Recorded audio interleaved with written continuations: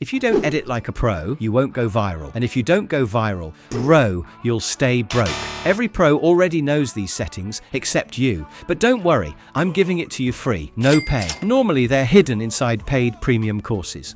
Before we continue, if you like our videos, just subscribe, like, and share this video. That's your own little payment. 1. Change imported media location. Go into project settings, change this to copy media to project. Why? Because if you, someone else, or even a virus moves or deletes your media from its original spot on your PC, boom, the clips disappear from your project.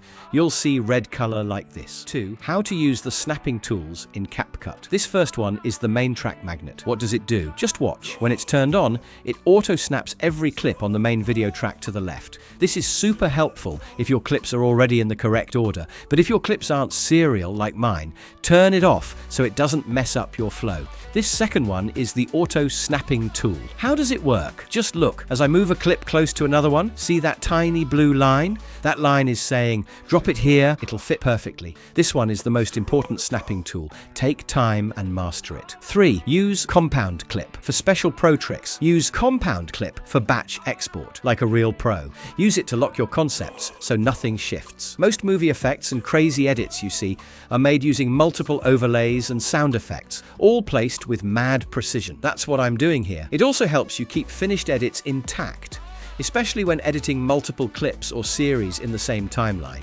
just like I'm doing here. 4. Saving preset in CapCut is a master strategy. When you're ready to save a preset, highlight everything and compound clip them. Then right-click and choose Save Preset. CapCut saves it under Media, in Yours in Presets for quick access later. If you haven't watched our all-time best pro tips for CapCut, it's up there, or just go check it out on our channel. Drop a comment. What did you love most in this video? What's that one challenge you're facing right now? If I see lots of support, I'll make a video just for you guys. Much love. Boom.